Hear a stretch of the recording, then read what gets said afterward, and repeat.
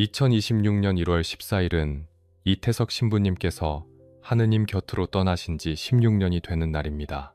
가장 낮은 곳에서 가장 큰 사랑을 실천하셨던 분, 아프리카 수단 톤즈에서 희망의 씨앗을 뿌리신 분, 그 삶을 기억하고 추모하는 마음으로 이 영상을 만들었습니다. 삼가 고인의 명복을 빕니다. Everything is good. 모든 것이 좋았다. 이것은 한 신부의 마지막 말이었습니다. 48세, 너무 이른 나이였습니다.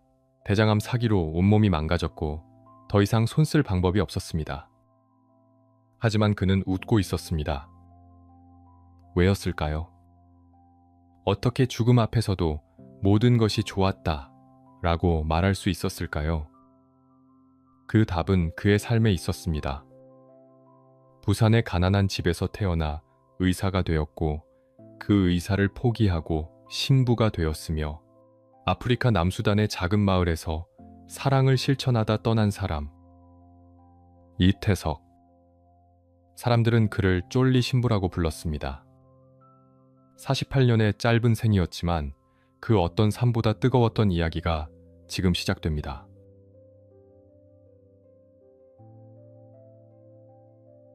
(1962년 10월 17일) 부산 서구 남부민동의 작은 집에서 한 아이가 태어났습니다.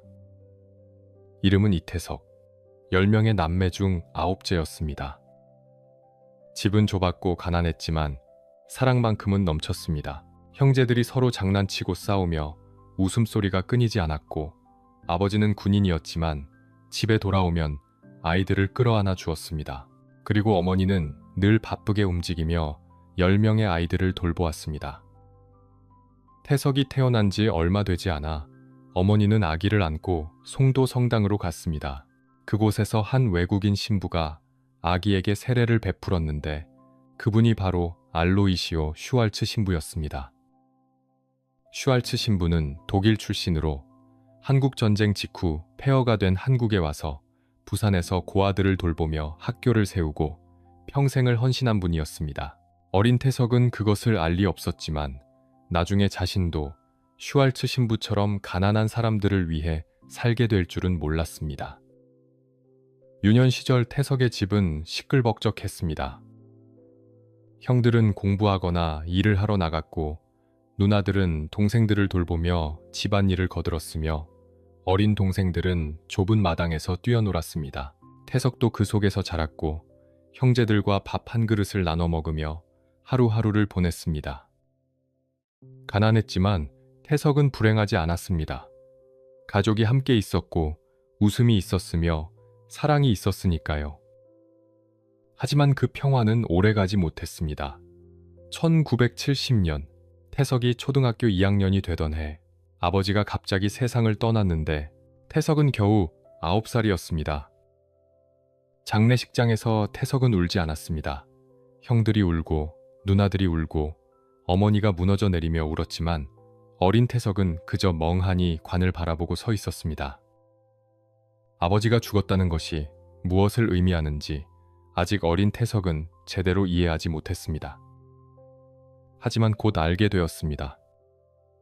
아버지가 떠난 후 집은 더 가난해졌습니다. 어머니 혼자서 10명의 아이들을 키워야 했고 생계를 위해 자갈치 시장으로 나가 팥바느질을 하며 돈을 벌었습니다. 새벽부터 밤까지 일했지만 벌이는 넉넉하지 않았고 형들도 학교를 그만두고 일을 해야 했으며 누나들도 공장에 나가 가족을 도왔습니다. 태석도 신문 배달을 시작했습니다.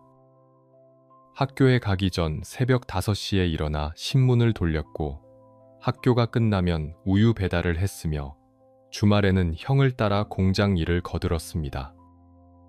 어린 나이였지만 태석은 자신도 가족을 도와야 한다는 것을 알고 있었습니다. 배고픔은 일상이었습니다. 저녁밥을 먹을 때면 형제들끼리 서로 눈치를 보며 밥을 떠먹었고 반찬이 부족해 김치 몇 조각으로 밥 한 공기를 먹어야 할 때도 많았으며 가끔은 끼니를 아예 거르는 날도 있었습니다. 그런 가난 속에서도 태석에게는 한 가지 위안이 있었습니다. 음악이었습니다. 어릴 때부터 성당에 다녔던 태석은 성당 안에 있는 풍금에 매료되었습니다. 아무도 가르쳐주지 않았지만 태석은 혼자서 건반을 두드리며 소리를 익혔고 찬송가를 들으며 멜로디를 외워 연주했으며 나중에는 스스로 작은 곡을 만들기 시작했습니다. 초등학교 때 이미 동요를 작곡했고 고등학교 때는 명상이라는 곡을 만들었는데 그 곡은 나중에 많은 사람들에게 알려지게 됩니다. 음악은 태석에게 꿈이었습니다. 가난한 현실을 잊게 해주는 유일한 도피처였고 마음속 깊은 곳의 감정을 표현할 수 있는 언어였으며 하느님과 가까워지는 방법이었습니다. 태석은 성당에서 많은 시간을 보냈습니다. 미사에 참례했고 성가대에서 노래를 불렀으며 신부님들과 이야기를 나눴습니다.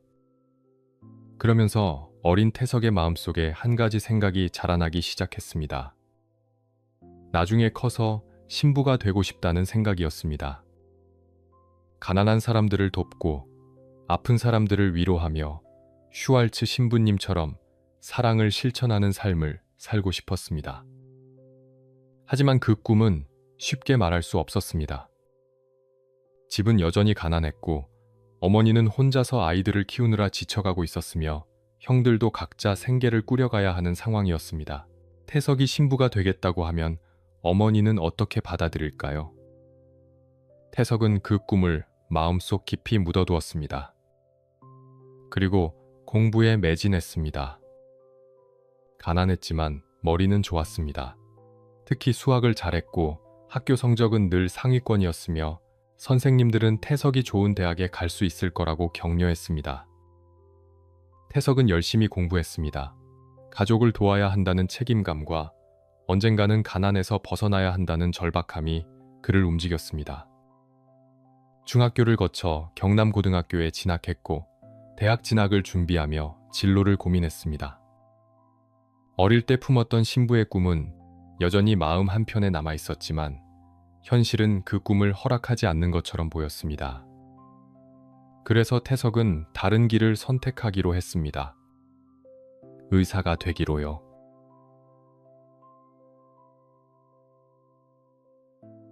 1981년 19살의 이태석은 인제대학교 의과대학에 합격했습니다. 가족들은 기뻐했습니다. 어머니는 눈물을 흘렸고 형들은 어깨를 두드리며 축하했습니다. 누나들은 이제 집안에 의사가 나온다며 자랑스러워했죠. 가난한 집에서 의대생이 나온다는 것은 기적 같은 일이었습니다. 하지만 태석 본인은 복잡했습니다. 물론 기뻤습니다. 의사가 되면 아픈 사람들을 치료할 수 있으니까요. 가족도 도울 수 있고 가난에서 벗어날 수도 있을 것 같았습니다. 하지만 마음 한편에는 여전히 그 옛날의 꿈이 남아 있었습니다. 신부가 되고 싶다는 꿈이요. 태석은 그 생각을 떨쳐냈습니다. 지금은 의대에 집중해야 할 때라고 스스로를 다독였습니다. 가족을 위해서라도 좋은 의사가 되어야 한다고 다짐했죠. 의대 생활은 고됐습니다. 공부량은 상상을 초월했습니다. 해부학, 생리학, 병리학, 양리학, 외워야 할 것도 많았고 이해해야 할 것은 더 많았습니다. 시험은 끊임없이 이어졌죠. 게다가 집은 여전히 가난했습니다. 등록금을 마련하는 것조차 버거웠습니다. 생활비는 스스로 해결해야 했기 때문에 태석은 낮에는 수업을 듣고 밤에는 과외를 하며 학비를 벌었습니다. 잠은 늘 부족했습니다.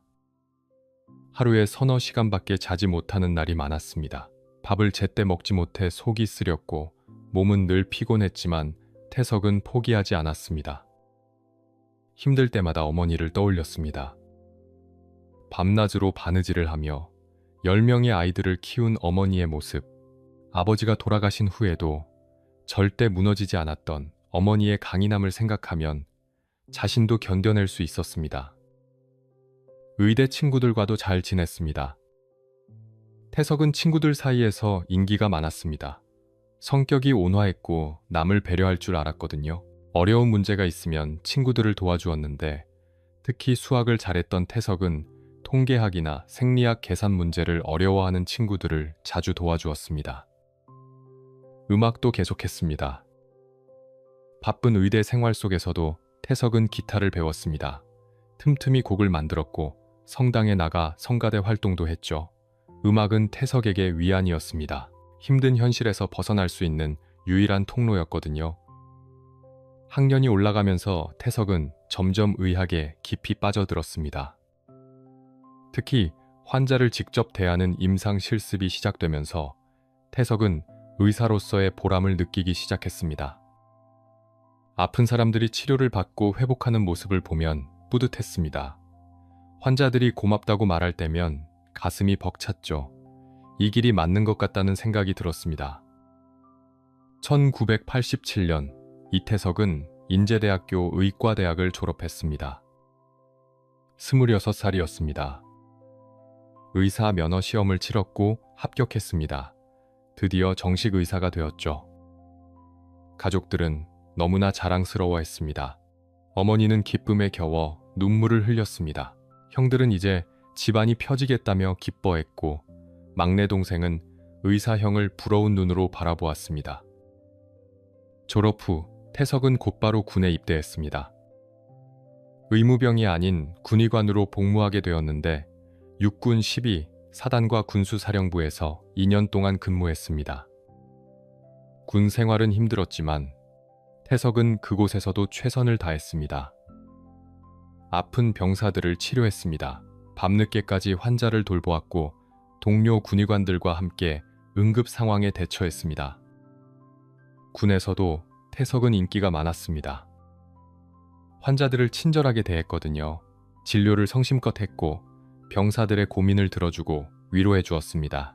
많은 병사들이 군 생활이 끝날 때까지 태석 군의관을 기억했습니다. 1989년 태석은 전역했습니다. 이제 28살, 본격적으로 의사로서의 인생을 시작할 나이였습니다. 병원에 취직할 수도 있었습니다. 전문의 과정을 밟을 수도 있었고 몇 년 후에는 개업을 해서 안정적인 미래를 꾸릴 수도 있었습니다. 모든 길이 열려 있었습니다. 하지만 태석의 마음속에는 여전히 그 목소리가 남아 있었습니다. 나중에 커서 신부가 되고 싶다. 어릴 때 품었던 그 꿈이었습니다. 전역 후 태석은 병원에서 일을 시작했습니다. 환자를 치료하는 것은 보람이 있었습니다. 하지만 무언가 부족한 것 같았습니다. 채워지지 않는 갈증이 있었고 밤마다 혼자 생각에 잠겼습니다. 의사로 평생을 살 것인가? 아니면 신부가 될 것인가? 태석은 고민했습니다. 깊은 고민이었습니다. 쉽게 결정할 수 없는 문제였고 가족들에게도 차마 말하지 못했습니다. 오랜 시간이 흘렀습니다. 그리고 1990년 태석은 마침내 결심했습니다. 의사를 그만두고 신부가 되기로요.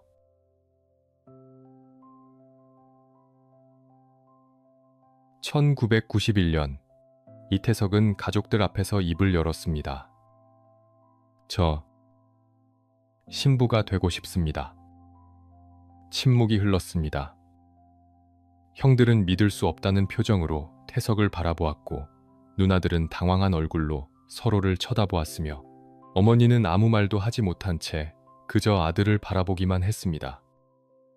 가장 먼저 입을 연 것은 큰형이었습니다. 무슨 소리야? 네가 얼마나 고생해서 의대를 나왔는데 이제 막 의사가 되었는데 그걸 다 버리고 신부가 되겠다고? 다른 형도 거들었습니다. 우리가 얼마나 힘들게 널 뒷바라지했는데 어머니가 얼마나 고생하셨는데 이제 좀 편하게 살 수 있다고 생각했는데 갑자기 신부라니? 누나들도 반대했습니다. 태석아, 다시 생각해봐. 의사면 얼마나 좋니? 안정적이고 존경받고 돈도 벌 수 있잖아. 왜 굳이 신부가 되려고 하는 거야? 모두가 반대했습니다. 당연했습니다. 가난한 집안에서 10남매를 키우며 온갖 고생을 다 했는데 태석이 의사가 되어 이제 좀 살만해질 것 같았는데 그 모든 것을 포기하고 신부가 되겠다니 받아들이기 힘들었습니다. 태석도 알고 있었습니다. 하지만 마음속 부르심을 외면할 수 없었습니다. 형들, 누나들, 어머니, 저는 정말 오랫동안 고민했습니다. 의사로 사는 것도 좋은 일이고 보람 있는 일이라는 것을 압니다. 하지만 제 마음속에는 계속 하느님의 부르심이 들립니다. 제가 가야 할 길은 그쪽인 것 같습니다. 어머니가 물었습니다. 정말 그 길이 내 길이라고 확신하니? 태석은 고개를 끄덕였습니다. 네, 어머니, 확신합니다. 어머니는 한참을 말없이 아들을 바라보다가 천천히 입을 열었습니다. 그래, 네가 그렇게까지 말한다면 어미가 뭐라 하겠니? 내 뜻대로 해라. 형들은 여전히 반대했지만 어머니의 허락이 떨어지자 더 이상 강하게 반대하지 못했습니다. 결국 가족들은 태석의 결정을 받아들였습니다. 1991년 3월, 이태석은 살레시오 수도회에 입회했습니다. 살레시오회는 이탈리아의 성 요한 보스코 신부가 세운 교육 수도회로 가난하고 버려진 청소년들을 교육하고 돌보는 것을 사명으로 하는 곳이었습니다. 태석에게 딱 맞는 곳이었습니다. 수도회에 입회한 후 태석의 삶은 완전히 달라졌습니다. 이른 새벽 기도로 하루를 시작했고 공동체 생활을 하며 형제들과 함께 기도하고 일했으며 저녁에는 묵상과 성경 공부로 하루를 마무리했습니다. 처음에는 적응이 쉽지 않았습니다. 개인 시간이 거의 없었고 모든 것을 공동체와 나눠야 했으며 자유롭게 외출할 수도 없었습니다. 의사로 일할 때보다 훨씬 더 엄격한 생활이었죠. 하지만 태석은 행복했습니다. 마음이 평안해졌고 하느님과 가까워지는 것을 느꼈으며 자신이 올바른 선택을 했다는 확신이 들었습니다. 광주 가톨릭대학교에서 신학을 공부하기 시작했습니다. 철학, 신학, 성경학, 교회사, 배워야 할 것이 많았지만 의대 때와는 달리 공부가 즐거웠습니다. 하느님에 대해, 신앙에 대해, 인간의 구원에 대해 깊이 탐구하는 것이 기쁨이었습니다. 1995년, 태석은 이탈리아 로마로 유학을 떠났습니다.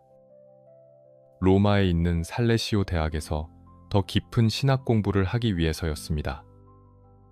로마는 태석에게 새로운 세계였습니다.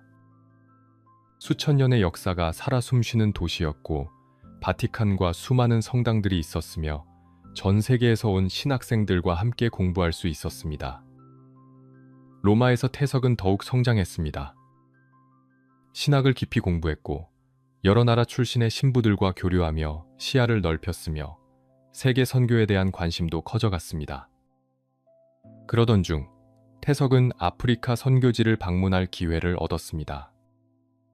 살레시오회가 운영하는 아프리카 선교지를 돌아보는 프로그램이었는데 태석은 망설임 없이 지원했습니다. 1998년 태석은 생애 처음으로 아프리카 땅을 밟았습니다. 충격이었습니다. 상상했던 것보다 훨씬 더 열악했습니다. 물도 부족했고 전기도 없었으며 병원도 학교도 제대로 된 것이 없었습니다. 아이들은 굶주리고 있었고 질병이 만연했으며 교육의 기회조차 없었습니다. 태석은 그곳에서 한센병 환자 마을을 방문했습니다. 그곳의 광경은 평생 잊을 수 없는 것이었습니다. 썩어가는 살, 잘려나간 손가락과 발가락, 고통스러워하는 사람들. 하지만 그들의 눈빛은 살아있었습니다. 절망 속에서도 희망을 잃지 않으려는 눈빛이었습니다. 태석은 그날 밤 숙소로 돌아와 무릎을 꿇고 기도했습니다. 주님, 제가 가야 할 곳이 여기입니다. 이 사람들을 위해 제 삶을 바치고 싶습니다. 로마로 돌아온 후에도 태석은 아프리카를 잊을 수 없었습니다. 공부를 계속했지만 마음은 늘 아프리카에 가 있었고 언젠가 꼭 그곳으로 가서 일하고 싶다는 꿈을 품었습니다. 2000년 태석은 로마 유학을 마치고 한국으로 돌아왔습니다. 2001년 6월 16일 서울 명동대 성당에서 사제 서품식이 거행되었습니다. 당시 한국 천주교회의 큰 어른이셨던 김수환 추기경님께서 직접 주례를 맡으셨고, 태석은 다른 동기들과 함께 무릎을 꿇고 서품을 받았습니다. 그날 태석은 눈물을 흘렸습니다.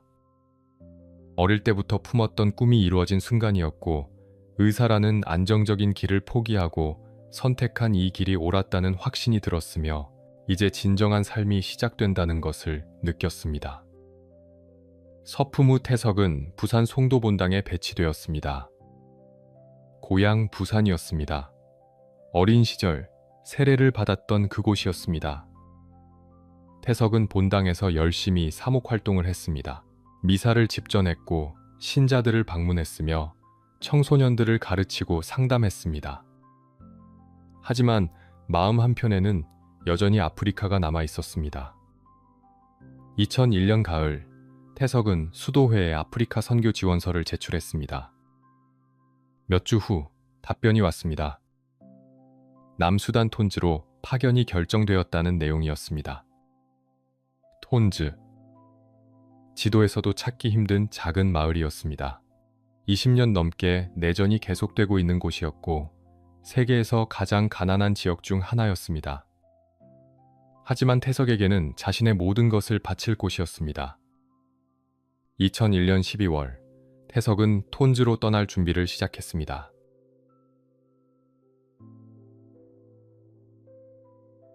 (2001년 12월 7일) 이태석은 남수단 톤즈에 도착했습니다. 비행기에서 내려 처음 느낀 것은 뜨거운 열기였습니다. 40도가 넘는 뜨거운 공기가 온몸을 감쌌습니다. 땀이 순식간에 온몸을 적셨습니다. 공항이라고 부르기도 민망한 작은 활주로였습니다. 건물도 제대로 없었습니다. 그저 먼지 날리는 황량한 땅뿐이었습니다. 지프차를 타고 톤즈 마을로 향했습니다. 창밖으로 보이는 풍경은 충격적이었습니다. 아무것도 없었습니다. 나무 한 그루 제대로 자라지 않은 황폐한 땅이었습니다. 건물이라고 할 만한 것도 없었습니다. 진흙과 지프로 엮은 움막들만 여기저기 흩어져 있었고, 사람들은 그 안에서 살고 있었습니다. 도로도 없었습니다. 그저 흙길이었고 비가 오면 진흙탕이 되는 길이었습니다. 전기도 없었습니다. 물도 부족했습니다. 가장 가까운 우물까지 걸어서 1시간이 넘게 걸렸고, 그나마 그 물도 깨끗하지 않았습니다. 병원도 학교도 없었습니다. 20년 넘게 이어진 내전이 모든 것을 파괴했습니다. 정부군과 반군이 번갈아가며 마을을 점령했고, 사람들은 도망치고 돌아오기를 반복했으며, 그 과정에서 모든 시설이 무너졌습니다. 마을에 도착한 태석을 맞이한 것은 호기심 어린 눈빛들이었습니다. 아이들이 몰려왔습니다. 동양인을 처음 본다는 표정이었습니다. 태석의 옷을 만져보고 머리카락을 쳐다보며 신기해했습니다. 아이들은 너무 말랐습니다. 갈비뼈가 훤히 드러났고 배만 볼록 나와 있었으며 팔다리는 나뭇가지처럼 가늘었습니다. 옷도 제대로 입지 못했습니다. 누더기 같은 옷을 걸치고 있었고 신발을 신은 아이는 거의 없었습니다.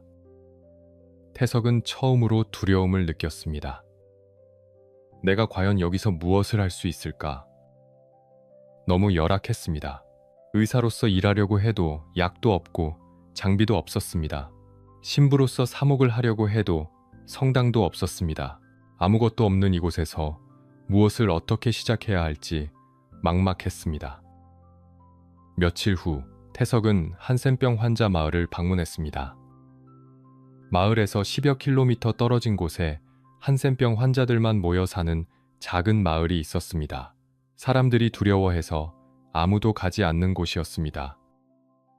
태석은 그곳으로 걸어갔습니다. 도착하자마자 냄새가 코를 찔렀습니다. 썩어가는 살 냄새, 고름 냄새, 오물 냄새가 뒤섞여 있었습니다. 환자들이 움막 밖으로 나왔습니다. 손가락이 잘려나간 사람, 발가락이 없는 사람, 얼굴이 변형된 사람들이었습니다. 상처에서는 고름이 흘러내렸고 붕대조차 제대로 감지 못한 채 그저 버려진 천조각으로 감싸고 있었습니다. 태석은 그 광경을 보고 순간 숨이 막혔습니다. 구역질이 올라왔습니다. 참으려 했지만 참을 수 없었습니다. 태석은 덤불 속으로 달려가 구토를 했습니다. 한참을 그렇게 서 있었습니다. 환자들은 태석을 바라보고 있었습니다. 실망한 표정이었습니다. 또 다른 사람이 자신들을 보고 도망치는 모습을 보고 있었습니다. 태석은 자책했습니다. 난 위선자였어. 사랑을 실천하겠다고, 가난한 사람들을 돕겠다고 말하면서 정작 이 사람들 앞에서 도망치다니. 부끄러웠습니다. 의사였고 신부였지만 막상 고통받는 사람들 앞에서는 아무것도 할 수 없는 겁쟁이였습니다. 그날 밤 태석은 무릎을 꿇고 기도했습니다. 주님, 저는 너무 약합니다. 이 사람들을 사랑한다고 말했지만 막상 그들 앞에서는 두려움에 떨고 있습니다. 저에게 힘을 주소서. 진정으로 이 사람들을 사랑할 수 있는 용기를 주소서. 다음날 아침, 태석은 다시 한센병 환자 마을로 갔습니다. 이번에는 도망치지 않았습니다. 환자들에게 다가갔습니다. 손을 잡았습니다. 처음에는 떨렸지만 점점 익숙해졌습니다. 상처를 살펴보고 깨끗한 물로 씻어주었으며 한국에서 가져온 약을 발라주었습니다. 환자들은 놀란 표정이었습니다. 지금껏 자신들의 손을 잡아준 사람이 없었기 때문입니다. 한 할머니가 태석의 손을 잡고 눈물을 흘렸습니다. 말은 통하지 않았지만 태석은 알 수 있었습니다. 고맙다는 의미였습니다. 그날부터 태석은 매일 한센병 환자 마을을 방문했습니다. 처음에는 힘들었습니다. 냄새도 힘들었고 광경도 충격적이었으며 할 수 있는 일이 너무 적었습니다. 하지만 점점 익숙해졌고 나중에는 그들이 사랑스러워졌습니다. 태석은 깨달았습니다. 진정한 사랑이란 아름다운 것만 사랑하는 게 아니라는 것을요. 추하고 더럽고 냄새나는 것까지 껴안는 것이 사랑이라는 것을요. 그것이 예수님의 사랑이었습니다. 태석은 본격적으로 일을 시작하기로 결심했습니다. 가장 먼저 필요한 것은 병원이었습니다. 아픈 사람들이 너무 많았습니다. 말라리아, 결핵, 콜레라, 각종 감염병이 만연했고 치료받지 못해 죽어가는 사람들이 매일 있었습니다. 태석은 한국에 편지를 쓰기 시작했습니다. 친구들에게, 은사 신부님들에게, 아는 사람들에게 톤지의 상황을 알렸습니다. 도움을 요청했습니다. 답장이 오기 시작했습니다. 후원금이 조금씩 모였습니다. 태석은 마을 사람들과 함께 벽돌을 굽기 시작했습니다. 흙을 빚어 벽돌을 만들고 햇볕에 말렸으며 하나하나 쌓아 올렸습니다. 병원을 짓기 시작했습니다.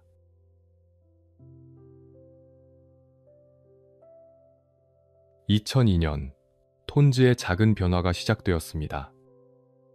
태석과 마을 사람들이 함께 만든 병원이 드디어 문을 열었습니다. 12개의 병실을 갖춘 작은 병원이었습니다. 시설은 초라했습니다. 침대도 부족했고 의료 장비도 최소한만 있었습니다. 하지만 이곳 사람들에게는 희망이었습니다. 병원 문을 연 첫날부터 환자들이 몰려왔습니다. 아침 일찍부터 사람들이 줄을 섰습니다. 말라리아에 걸린 아이, 결핵으로 기침하는 노인, 콜레라로 탈수 증세를 보이는 여인들이 찾아왔습니다. 태석은 혼자였습니다. 간호사도 없었고 보조 인력도 없었습니다. 모든 것을 혼자 해야 했습니다. 진료를 보고, 주사를 놓고, 약을 조제하고, 상처를 치료했습니다. 하루에 200명에서 300명의 환자를 봤습니다. 쉴 틈이 없었습니다. 아침 6시에 진료를 시작해서 밤 10시가 넘어서야 끝났습니다. 밥 먹을 시간도 제대로 없었습니다. 화장실 갈 시간조차 아까웠습니다. 몸은 지쳤지만 마음은 충만했습니다. 환자들이 치료를 받고 회복하는 모습을 보면 보람을 느꼈습니다. 죽어가던 아이가 살아나고 고통스러워하던 사람이 웃음을 되찾는 모습을 볼 때마다 감사했습니다. 하지만 병원만으로는 부족했습니다. 병을 치료하는 것도 중요했지만 근본적인 변화를 위해서는 교육이 필요했습니다. 아이들이 글을 읽고 쓸 줄 알아야 했고 계산을 할 줄 알아야 했으며 세상에 대해 배워야 했습니다. 톤즈에는 학교가 없었습니다. 내전 전에 있던 학교는 완전히 파괴되었고 선생님들도 모두 떠났으며 아이들은 교육의 기회조차 없이 자라고 있었습니다. 태석은 결심했습니다. 학교를 세우기로요. 2003년부터 학교 건설이 시작되었습니다. 역시 벽돌을 굽고 쌓는 것부터 시작했습니다. 마을 사람들이 함께 일했습니다. 태석도 낮에는 병원에서 환자를 보고 저녁에는 건축 현장에 나가 벽돌을 날랐습니다. 몇 달 후 작은 학교가 완성되었습니다. 교실 4개짜리 작은 건물이었습니다. 책걸상도 제대로 없었습니다. 칠판도 나무판에 검은 페인트를 칠한 것이었습니다. 하지만 충분했습니다. 학교 문을 열자 아이들이 몰려왔습니다. 처음에는 40명 정도였습니다. 곧 100명이 넘었고 1년 후에는 200명이 넘었습니다. 모두 배우고 싶어하는 아이들이었습니다. 문제가 있었습니다. 선생님이 없었습니다. 톤즈에는 제대로 교육받은 사람이 거의 없었습니다. 글을 읽을 줄 아는 사람조차 드물었습니다. 태석은 직접 교실에 들어갔습니다. 수학을 가르쳤습니다. 의대 때부터 수학을 잘했던 태석은 아이들에게 기초 산수부터 가르치기 시작했습니다. 처음에는 쉽지 않았습니다. 아이들은 1부터 10까지 세는 것도 어려워했습니다. 더하기와 빼기 개념을 이해하는데도 시간이 오래 걸렸습니다. 하지만 태석은 인내심을 가지고 가르쳤습니다. 한 명 한 명 이름을 외웠고 이해할 때까지 반복해서 설명했으며 잘했을 때는 칭찬을 아끼지 않았습니다. 아이들은 조금씩 변해갔습니다. 처음에는 학교가 뭔지도 몰랐던 아이들이 글을 읽기 시작했습니다. 계산을 할 줄 알게 되었습니다. 질문을 하고 토론하고 생각하기 시작했습니다. 태석은 수학만 가르친 게 아니었습니다. 음악도 가르쳤습니다. 어릴 때부터 음악을 사랑했던 태석은 음악이 사람의 마음을 치유한다는 것을 알고 있었습니다. 전쟁과 가난으로 상처받은 아이들에게 음악은 희망이었습니다. 처음에는 노래를 가르쳤습니다. 아이들과 함께 찬송가를 불렀고 동요를 불렀으며 태석이 직접 만든 곡도 불렀습니다. 아이들은 음악을 좋아했습니다. 노래를 부를 때만큼은 전쟁의 기억을 잊을 수 있었습니다. 2005년 태석은 더 큰 꿈을 꾸었습니다. 브라스 밴드를 만들기로 한 것입니다. 주변 사람들은 말했습니다. 여기는 먹을 것도 부족한데 무슨 악기냐고, 살아남는 것도 힘든데 음악이 무슨 소용이냐고 했습니다. 하지만 태석은 확신했습니다. 음악은 사치가 아니라 필수라고요. 인간이 인간답게 살기 위해서는 빵만으로는 부족하다고요. 문제는 악기였습니다. 톤즈에는 악기가 없었습니다. 살 돈도 없었고 살 곳도 없었습니다. 태석은 한국에 있는 친구들에게 편지를 썼습니다. 톤즈 아이들을 위한 브라스 밴드를 만들고 싶다고 악기를 보내줄 수 있겠냐고 부탁했습니다. 몇 달 후 한국에서 큰 상자들이 도착했습니다. 트럼펫, 트롬본, 색소폰, 클라리넷, 드럼이 들어있었습니다. 중고 악기였지만 아이들에게는 보물이었습니다. 아이들은 처음 보는 악기에 눈을 반짝였습니다. 태석은 한 명 한 명에게 악기를 나눠주었습니다. 트럼펫 잡는 법부터 가르쳤고 입술로 소리내는 법을 알려주었으며 음계를 연습시켰습니다. 처음에는 깡통을 두드리고 나무로 만든 악기로 연습했던 아이들이었습니다. 이제 진짜 악기를 손에 쥐었습니다. 연습은 매일 이어졌습니다. 아침에는 학교에서 공부하고 오후에는 운동장에서 브라스 밴드 연습을 했습니다. 태석이 직접 지휘를 했습니다. 삐걱거리는 소리가 나왔습니다. 박자가 맞지 않았습니다. 음이 틀렸지만 아이들은 포기하지 않았고 태석도 포기하지 않았습니다. 몇 달이 지나자 변화가 보였습니다. 소리가 조금씩 맞아 떨어지기 시작했습니다. 멜로디가 들렸고 화음이 만들어졌습니다. 2005년 말 첫 연주회가 열렸습니다. 마을 광장에 사람들이 모였습니다. 아이들은 떨리는 손으로 악기를 들었으며 태석은 앞에 서서 지휘봉을 들었습니다. 연주가 시작되었습니다. 첫 음이 울려 퍼졌습니다. 트럼펫 소리가 하늘로 올라갔고 트럼본이 그 뒤를 따랐으며 드럼이 리듬을 만들었습니다. 완벽하지는 않았습니다. 여전히 삐걱거리는 부분도 있었고 박자가 어긋나는 순간도 있었습니다. 하지만 아름다웠습니다.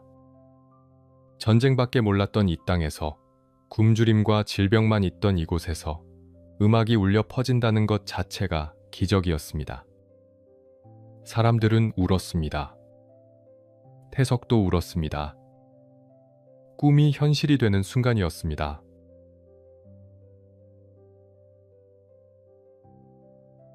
2006년 톤즈 사람들은 이태석을 진심으로 사랑하게 되었습니다.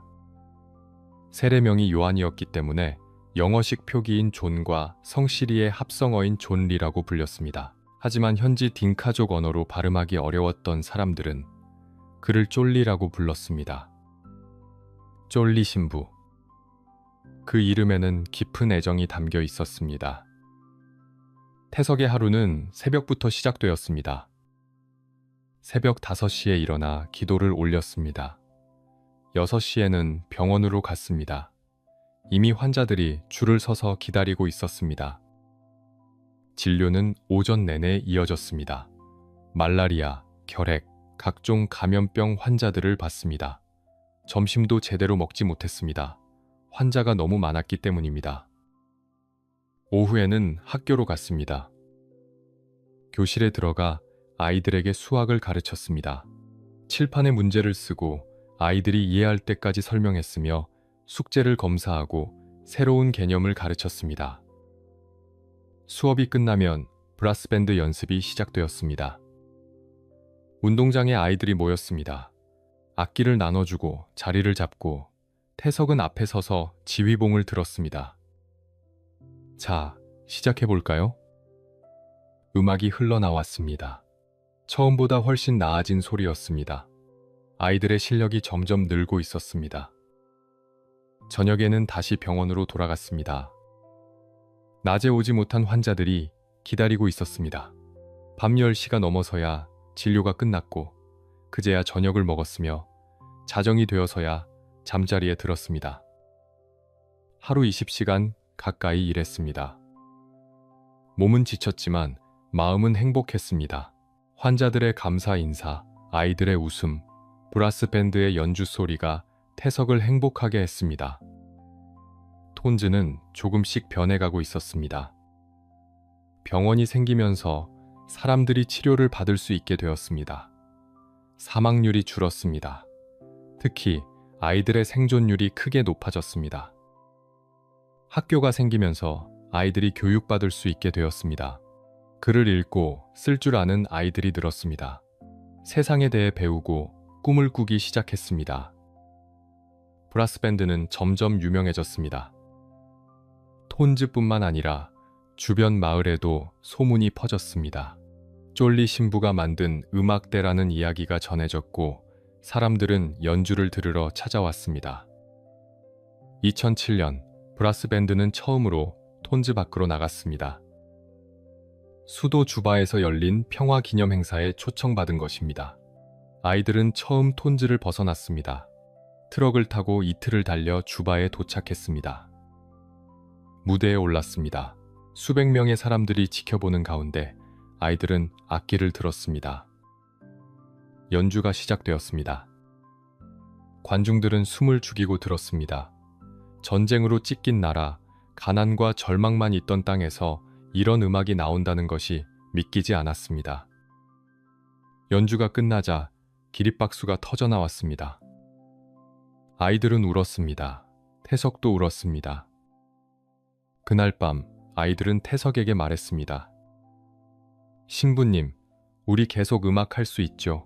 계속 가르쳐 주실 거죠? 태석은 아이들을 끌어안으며 대답했습니다. 물론이죠. 우리 함께 계속 연주합시다. 태석은 아이들을 위해 직접 곡도 작곡했습니다. 가장 유명한 곡이 친구가 되어 주실래요? 였습니다. 가사는 단순했습니다. 하지만 그 안에는 깊은 의미가 담겨 있었습니다. 친구가 되어 주실래요? 우리 함께 걸어가요. 외롭지 않게, 슬프지 않게. 그것은 태석이 톤즈 사람들에게 전하고 싶었던 메시지였습니다. 너희는 혼자가 아니야. 나는 너희의 친구야. 함께 가자. 아이들은 그 노래를 부르며 자랐습니다. 길을 걸을 때도, 일을 할 때도, 힘들 때도 그 노래를 흥얼거렸습니다. 태석은 의사이자 신부이자 음악가였습니다. 아침에는 환자를 치료하고 오후에는 아이들을 가르치며 저녁에는 음악을 지도했습니다. 쉴 틈이 없었지만 불평하지 않았습니다. 마을 사람들은 태석을 가족처럼 여겼습니다. 아플 때 찾아가는 의사였고 고민이 있을 때 찾아가는 신부였으며 기쁨을 나누고 싶을 때 찾아가는 친구였습니다. 태석도 그들을 가족처럼 사랑했습니다. 환자가 회복하면 자신의 일처럼 기뻐했고 누군가 세상을 떠나면 진심으로 슬퍼했으며 아이들의 성장을 보며 뿌듯해했습니다. 톤즈는 이제 태석 없이는 상상할 수 없는 곳이 되었습니다. 그런데 2008년 무렵부터 태석의 몸에 이상이 생기기 시작했습니다. 복통이 자주 찾아왔습니다. 처음에는 대수롭지 않게 여겼습니다. 과로 때문이라고 생각했습니다. 하지만 증상은 점점 심해졌습니다. 소화가 잘 되지 않았습니다. 밥을 먹으면 속이 더부룩했고 가끔은 구역질이 났으며 체중이 조금씩 줄어들었습니다. 동료 신부들이 걱정했습니다. 존, 얼굴이 많이 수척해졌어. 병원 가서 검사 좀 받아봐. 태석은 괜찮다고 했습니다. 그냥 피곤해서 그래요. 조금만 쉬면 나아질 거예요. 하지만 나아지지 않았습니다. 복통은 더 심해졌고 체중은 계속 줄었으며 기력이 떨어지기 시작했습니다. 2008년 11월 동료 신부들이 강하게 권유했습니다. 존, 이번 휴가 때 한국 가서 꼭 병원 가봐. 이건 정상이 아니야. 태석은 망설였습니다. 환자들을 두고 떠나기가 싫었습니다. 아이들과 떨어지기도 싫었고 브라스 밴드 연습도 계속 지도해야 했습니다. 하지만 몸은 거짓말을 하지 않았습니다. 결국 태석은 한국 방문을 결정했습니다. 휴가 겸 건강검진을 받기로 했습니다. 떠나기 전날 밤 아이들이 찾아왔습니다. 신부님, 언제 돌아오세요? 곧 돌아올게요. 한 달 정도면 될 거야. 꼭 돌아오시는 거죠? 물론이지. 우리 약속했잖아. 계속 함께 음악하기로. 아이들은 안심한 표정으로 돌아갔습니다. 태석도 그때는 몰랐습니다. 그것이 톤즈에서의 마지막 밤이 될 줄은요.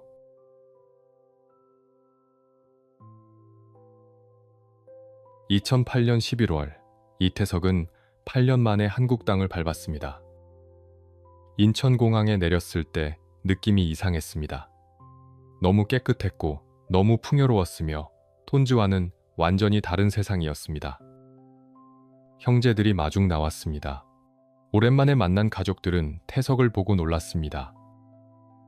태석아, 많이 말랐구나. 얼굴이 왜 이렇게 수척해졌어?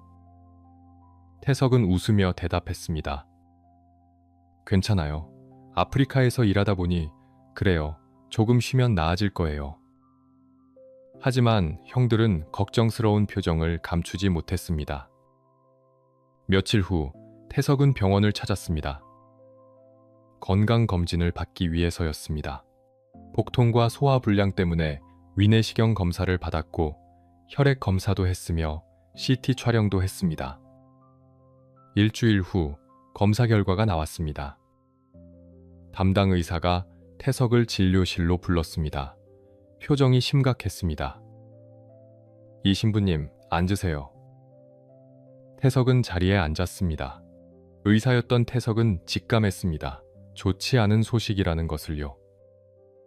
의사가 CT 사진을 꺼내 보여주며 말했습니다. 대장암입니다. 그것도 사기입니다. 세상이 멈춘 것 같았습니다. 사기요? 네, 이미 간과 폐로 전이되었습니다. 복막에도 퍼졌고요. 태석은 침묵했습니다. 의사였기 때문에 그것이 무엇을 의미하는지 너무나 잘 알고 있었습니다. 사기암, 말기암, 손 쓸 도리가 거의 없다는 것을요. 얼마나 남았나요? 의사는 난처한 표정으로 대답했습니다. 치료하지 않으면 몇 달 정도, 항암 치료를 하면 1년에서 2년 정도 더 살 수 있을지도 모릅니다. 태석은 고개를 끄덕였습니다. 알겠습니다. 진료실을 나왔습니다. 복도를 걷는데 다리에 힘이 없었습니다. 벽에 기대서서 한참을 그렇게 있었습니다. 암. 47세. 너무 이른 나이였습니다. 톤즈가 떠올랐습니다. 아이들의 얼굴이 보였고 브라스밴드 연습하는 모습이 떠올랐으며 병원에서 기다리고 있을 환자들이 생각났습니다. 돌아가고 싶다. 태석의 첫 생각이었습니다. 톤즈로 돌아가서 아이들과 함께 시간을 보내고 싶었습니다. 환자들을 계속 돌보고 싶었고 브라스밴드를 지휘하고 싶었으며 그곳에서 남은 시간을 보내고 싶었습니다. 하지만 불가능했습니다. 의사는 즉시 항암 치료를 시작해야 한다고 했습니다. 톤즈에는 의료시설이 없었고 암 치료는커녕 기본적인 검사조차 할 수 없었습니다. 만약 톤즈로 돌아가면 그것은 죽음을 선택하는 것과 같았습니다. 태석은 형들에게 진단 결과를 알렸습니다. 형들은 충격을 받았습니다. 누나들은 울었고 형제들만큼은 태석을 지키고 싶어 했습니다. 태석아, 한국에 남아서 치료받아야 해. 톤즈는 잊어. 지금은 내 건강이 우선이야. 태석은 고민했습니다. 며칠 밤을 잠 못 이루며 기도했습니다. 하느님께 물었습니다. 주님, 제가 어떻게 해야 합니까? 톤즈 사람들은 어떻게 합니까? 아이들은요? 답은 오지 않았습니다. 하지만 태석은 알고 있었습니다. 살아야 한다는 것을요. 지금 죽으면 안 된다는 것을요. 톤즈 아이들을 위해서라도 살아야 했습니다. 치료를 받고 회복해서 다시 돌아가야 했습니다. 2008년 12월, 태석은 결정을 내렸습니다. 한국에 남아 치료받기로요. 톤즈에 전화를 걸었습니다. 동료 신부에게 상황을 설명했습니다. 미안합니다. 조금 더 늦어질 것 같습니다. 건강 문제가 생겨서. 상세한 내용은 말하지 않았습니다. 암이라는 말은 차마 할 수 없었습니다. 아이들에게 편지를 썼습니다. 얘들아, 미안해. 생각보다 한국에 오래 있어야 할 것 같아. 하지만 걱정하지 마. 꼭 다시 돌아갈게. 그때까지 열심히 연습하고 있어. 약속할게. 편지를 쓰면서 눈물이 났습니다. 과연 다시 돌아갈 수 있을까요? 아이들을 다시 만날 수 있을까요? 2009년 1월, 항암 치료가 시작되었습니다. 서울의 한 대학병원에 입원했습니다. 항암제를 투여받았습니다. 지옥이었습니다. 항암제가 몸속으로 들어오는 순간부터 온몸이 뒤틀렸습니다. 구역질이 밀려왔고 머리가 깨질 듯 아팠으며 온몸의 관절이 쑤셨습니다. 머리카락이 빠지기 시작했습니다. 아침에 일어나면 베개에 머리카락이 수북이 쌓여 있었습니다. 식욕이 완전히 사라졌습니다. 밥을 입에 넣으면 모래를 씹는 것 같았고 물조차 삼키기 힘들었습니다. 체중이 급격히 줄었습니다. 50kg 되었던 몸무게가 40kg대로 떨어졌습니다. 밤마다 고통에 잠들지 못했습니다. 하지만 태석은 불평하지 않았습니다. 병문안 온 사람들에게 웃으며 말했습니다. 괜찮아요. 이 정도는 견딜만해요. 하느님께서 함께 하시니까 두렵지 않아요. 병실 창밖을 바라보며 톤즈를 생각했습니다.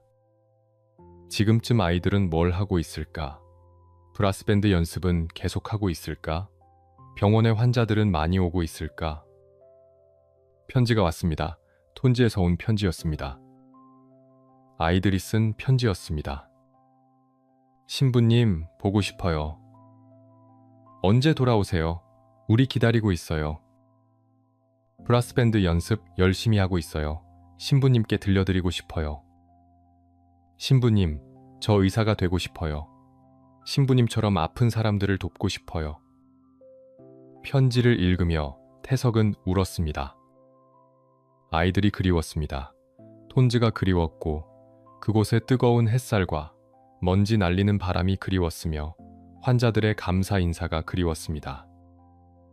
다시 돌아가고 싶다. 제발 살게 해주세요. 태석은 간절히 기도했습니다.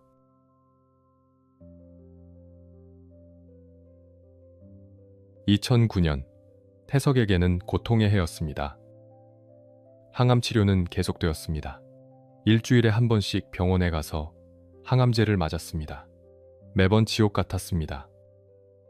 주사를 맞고 나면 이틀 정도는 거의 움직일 수 없었습니다. 온몸이 쑤시고 아팠으며 구토가 멈추지 않았고 몸 안의 모든 에너지가 빠져나가는 것 같았습니다. 조금 나아지면 다시 병원에 가야 했습니다. 그리고 또 항암제를 맞았습니다. 이 악순환이 반복되었습니다. 몸무게는 계속 줄었습니다.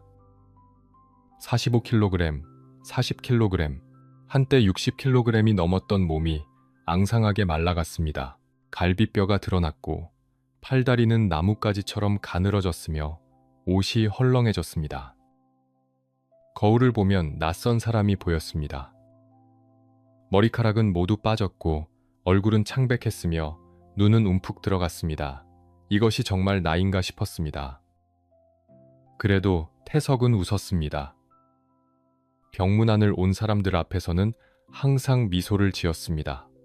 아픈 내색을 하지 않았고 오히려 찾아온 사람들을 위로했으며 농담도 잊지 않았습니다. 제 새로운 헤어스타일 어때요? 빡빡이도 나쁘지 않죠? 이렇게 살 빠지니까 좋네요. 다이어트 성공했어요. 사람들은 웃었지만 돌아서면 울었습니다. 태석의 강인함에 감동하면서도 그의 고통을 보며 마음 아파했습니다. 동료 신부들이 자주 찾아왔습니다.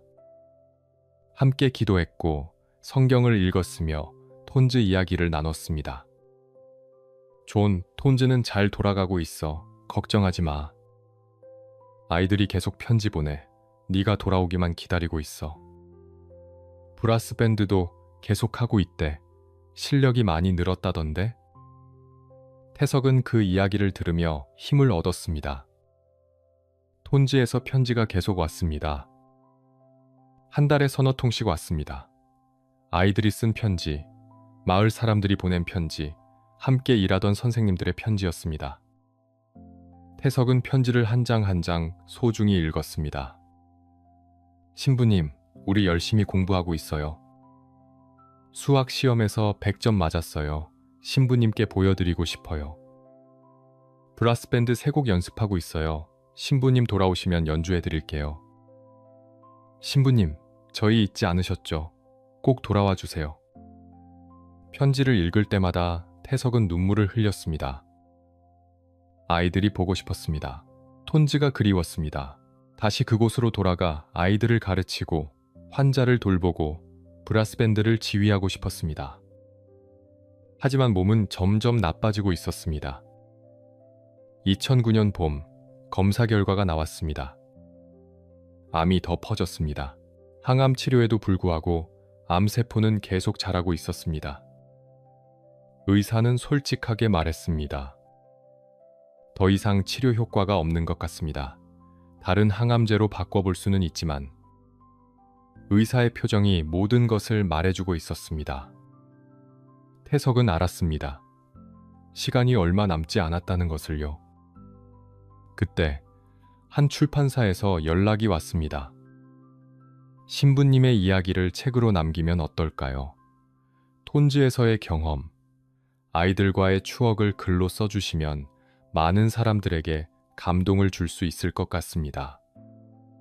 태석은 망설였습니다.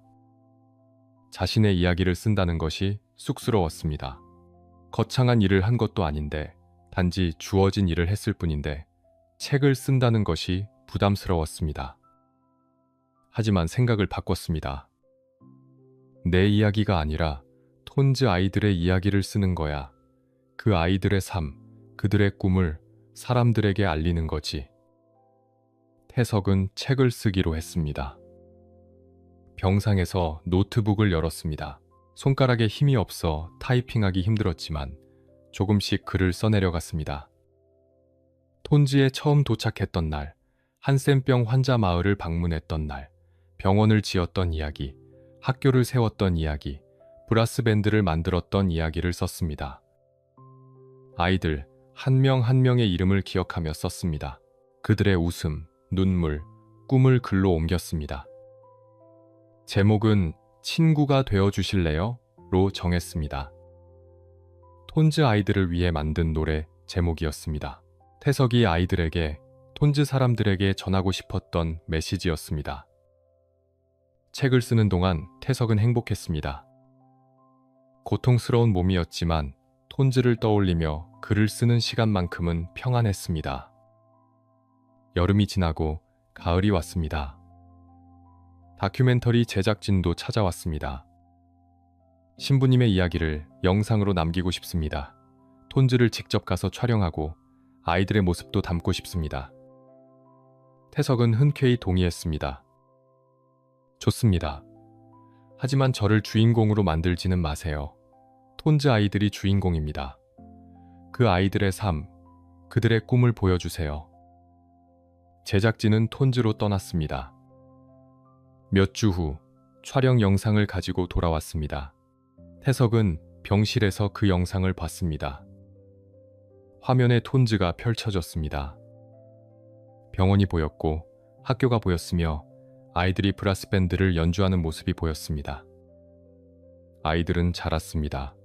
태석이 떠난 지 1년 만에 훨씬 성숙해 보였습니다. 한 아이가 카메라를 향해 말했습니다. 쫄리 신부님, 보고 싶어요. 빨리 돌아와 주세요. 우리 기다리고 있어요. 태석은 울었습니다. 다시 만날 수 있을까요? 다시 그 아이들을 안아줄 수 있을까요? 가을이 깊어갔습니다. 태석의 책, 친구가 되어주실래요?가 출간되었습니다. 책은 사람들에게 큰 감동을 주었습니다. 서점에서 베스트셀러가 되었고 많은 사람들이 읽었으며 톤즈를 돕겠다는 사람들이 나타나기 시작했습니다. 후원금이 모였습니다. 톤즈 학교를 위한 기부금, 병원 운영비, 아이들의 장학금이 모였습니다. 태석은 기뻤습니다. 자신이 죽어도 톤즈는 계속될 것 같았습니다. 누군가 도움의 손길을 내밀고 있었고 아이들의 미래는 밝아 보였습니다. 겨울이 왔습니다. 2009년 12월 태석의 상태가 급격히 악화되었습니다.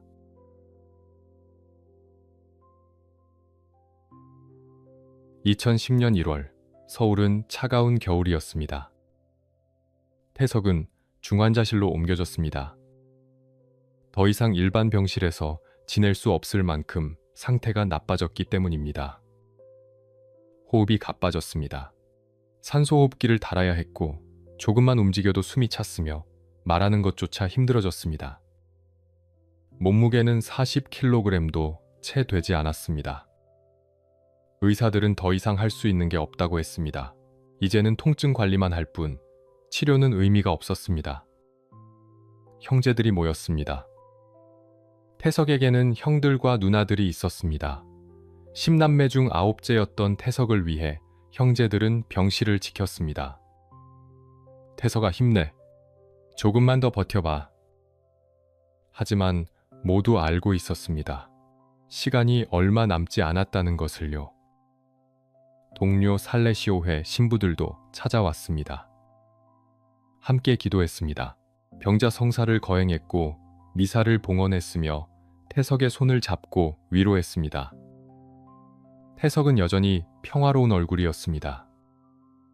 고통스러웠지만 불평하지 않았습니다. 힘들었지만 미소를 잃지 않았으며 죽음이 다가오고 있었지만 두려워하지 않았습니다. 1월 11일, 태석은 형들에게 부탁했습니다. 제가 죽으면 톤지에 묻어주세요. 목소리가 약했습니다. 한 단어 한 단어 내뱉는 것조차 힘들어 보였습니다. 큰형이 손을 잡았습니다. 태석아, 무슨 소리야? 너 곧 나아질 거야. 태석은 고개를 저었습니다. 아니에요. 저 알아요. 제발 톤지의 아이들 곁에 묻어주세요. 형들은 울었습니다. 알았어. 네가 원하는 대로 하마. 태석은 안도한 표정을 지었습니다. 1월 12일, 다큐멘터리 울지마 톤지의 시사회 소식이 전해졌습니다. 제작진이 병실을 찾아와 완성된 영상 일부를 보여주었습니다. 태석은 병상에서 화면을 바라보았습니다. 톤지의 모습이 펼쳐졌습니다. 아이들의 웃음, 브라스밴드의 연주, 병원에서 치료받는 환자들, 학교에서 공부하는 학생들이 보였습니다. 화면 속 아이들이 말했습니다. 쫄리 신부님, 사랑해요. 빨리 돌아와 주세요. 우리 계속 기다릴게요. 태석은 조용히 눈물을 흘렸습니다. 미안했습니다. 약속을 지키지 못해서요. 돌아가겠다고 했는데, 다시 만나겠다고 했는데 그 약속을 지킬 수 없어서 미안했습니다. 하지만 동시에 감사했습니다. 이 아이들을 만날 수 있었던 것, 톤지에서 8년을 살 수 있었던 것, 사랑을 주고받을 수 있었던 것에 감사했습니다. 1월 13일 저녁, 태석의 호흡이 더욱 약해졌습니다. 산소 포화도가 떨어지기 시작했고 의식이 흐려졌으며 의료진은 가족들에게 마음의 준비를 하라고 말했습니다. 형제들은 병상 주위에 둘러섰습니다. 신부들은 기도를 시작했습니다. 주님, 당신의 종 요한을 받아주소서. 밤이 깊었습니다. 1월 14일 새벽, 태석은 잠깐 눈을 떴습니다.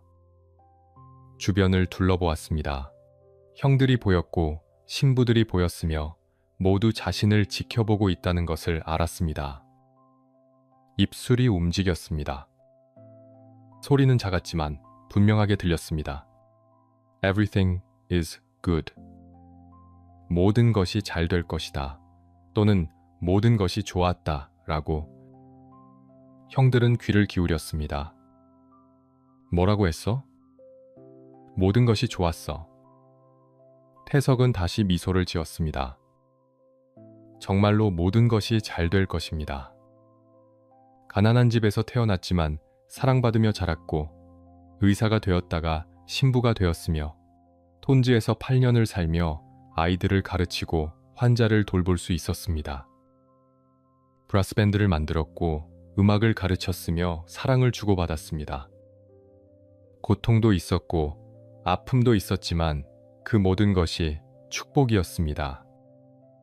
후회는 없었습니다. 오전 5시 35분, 태석의 호흡이 멈췄습니다. 심전도가 모니터에서 멈추었습니다. 의사가 들어와 확인했습니다. 2010년 1월 14일 오전 5시 35분 이태석 신부님 선종하셨습니다. 형제들은 무너져 내렸습니다. 신부들은 눈물을 흘리며 기도했습니다. 영원한 안식을 주소서, 주님. 창밖으로 겨울 햇살이 들어왔습니다. 새로운 날이 밝고 있었습니다. 태석은 평화로운 얼굴로 누워 있었습니다. 고통의 흔적은 사라지고 편안한 미소만 남아 있었습니다. 48년의 짧은 생이 끝났습니다. 하지만 끝이 아니었습니다. 그가 남긴 사랑은 이제 막 시작되고 있었습니다. 소식은 빠르게 퍼져나갔습니다. 톤지에도 전해졌습니다. 아이들은 믿을 수 없다는 표정으로 소식을 들었습니다. 어떤 아이는 울었고 어떤 아이는 말없이 하늘만 바라보았으며 어떤 아이는 브라스밴드 악기를 꺼내 들고 슬픈 곡을 연주했습니다. 마을 사람들도 슬퍼했습니다. 쫄리가 떠났다. 우리의 친구가 떠났다. 하지만 그들은 알고 있었습니다. 쫄리 신부는 몸은 떠났지만 그의 사랑은 여전히 톤즈에 남아있다는 것을요. 장례 미사는 1월 18일 명동 대성당에서 거행되었습니다. 1,500명이 넘는 사람들이 참석했습니다. 놀라운 것은 그중 대부분이 태석을 직접 만난 적이 없는 사람들이었다는 것입니다. 책을 읽고 감동받은 사람들, 다큐멘터리 소식을 듣고 온 사람들, 그의 삶에 영감을 받은 사람들이었습니다. 천주교 신자뿐만 아니라 개신교 신자도, 불교 신자도, 종교가 없는 사람들도 찾아와 고개를 숙였습니다. 관이 운구되었습니다. 사람들은 조용히 따라갔고 누군가 노래를 부르기 시작했습니다. 친구가 되어 주실래요? 우리 함께 걸어가요. 태석이 톤즈 아이들을 위해 만든 노래였습니다. 그 노래가 서울 거리에 울려 퍼졌습니다.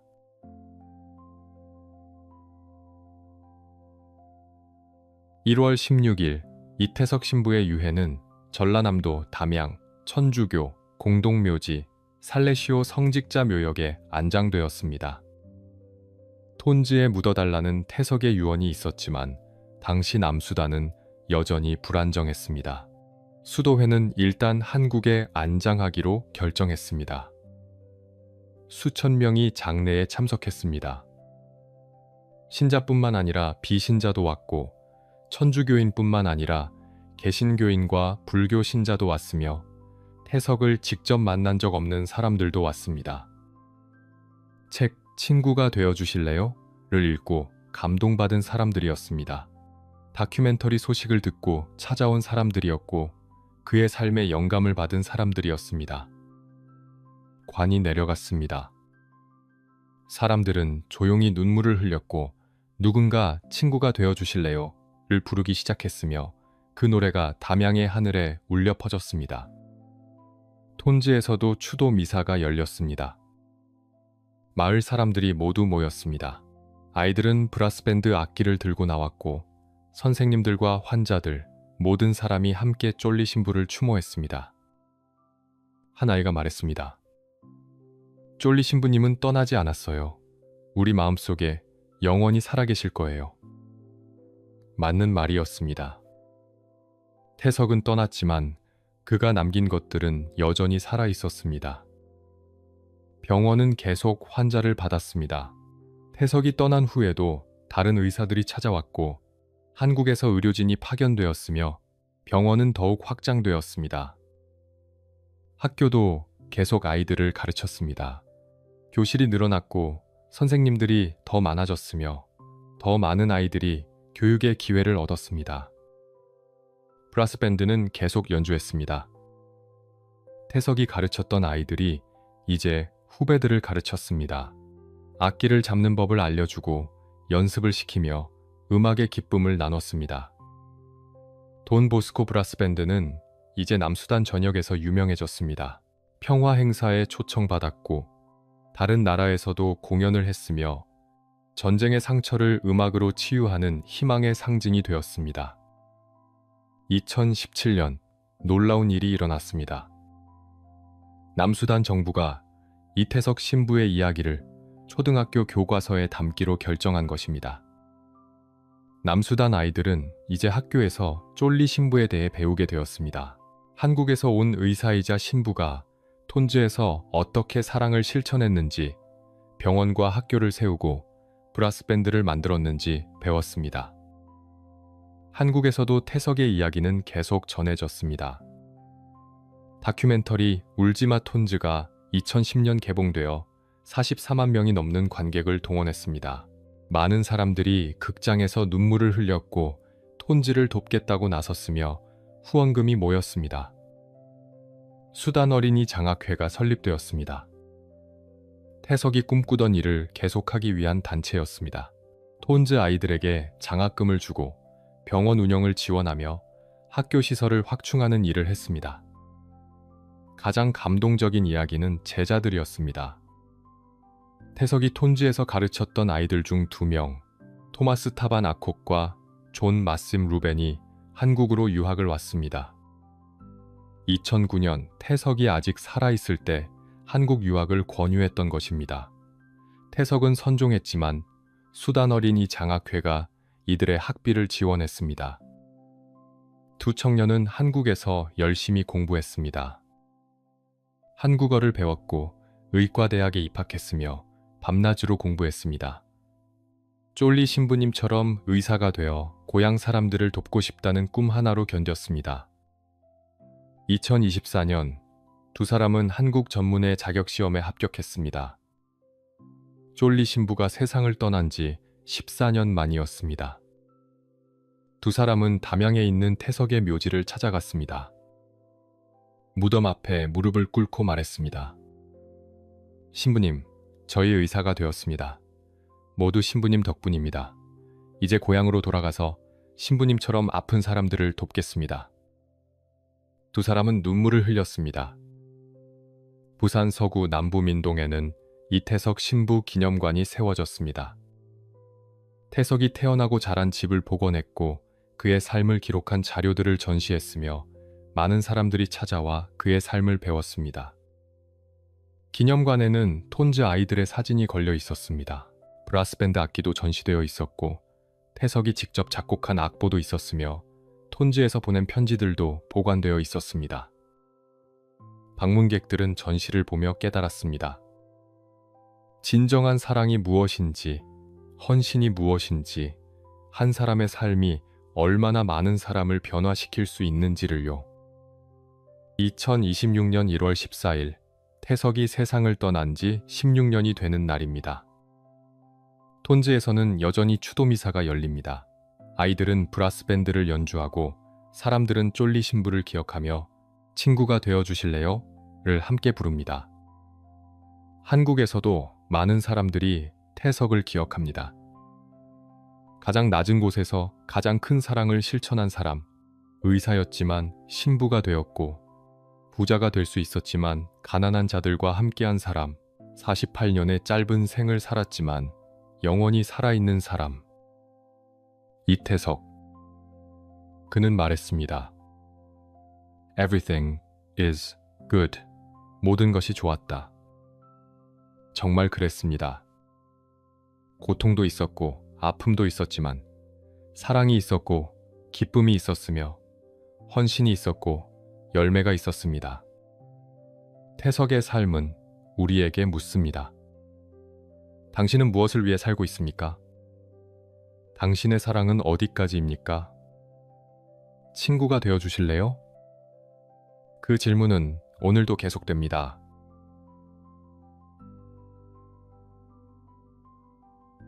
(2026년 1월 14일은) 이태석 신부님께서 하느님 곁으로 떠나신 지 16년이 되는 날입니다. 16년이라는 시간이 흘렀습니다. 세상은 많이 변했습니다. 기술은 더욱 발전했고 인공지능 시대가 왔으며 사람들의 삶의 방식도 달라졌습니다. 하지만 변하지 않는 것이 있습니다. 사랑입니다. 이태석 신부님이 톤즈에서 보여준 그 사랑은 16년이 지난 지금도 여전히 우리 가슴을 뜨겁게 합니다. 우리는 묻습니다. 나는 지금 무엇을 위해 살고 있는가? 내 삶은 누군가에게 희망이 되고 있는가? 나는 진정으로 누군가의 친구가 되어주고 있는가? 이태석 신부님의 삶은 우리에게 답을 보여줍니다. 성공은 얼마나 많이 가지느냐가 아니라 얼마나 많이 주느냐에 있다는 것을, 행복은 편안함에 있는 게 아니라 누군가를 위해 헌신할 때 온다는 것을, 의미 있는 삶은 자신을 위한 삶이 아니라 타인을 위한 삶이라는 것을, 16주기를 맞아 우리는 다시 한번 다짐합니다. 오늘 하루 누군가에게 친구가 되어주겠다고요. 작은 관심이라도 작은 도움이라도, 작은 미소라도 나누겠다고요. 그것이 쫄리 신부님을 기억하는 가장 좋은 방법이니까요. 삼가 고인의 명복을 빕니다. 그리고 감사드립니다. 우리에게 진정한 사랑이 무엇인지 보여주셨습니다. 이태석 신부님의 삶이 당신에게 어떤 의미로 다가왔나요? 이 영상이 의미 있었다면 좋아요와 구독 부탁드립니다. 여러분도 누군가의 친구가 되어주세요. 시청해주셔서 감사합니다.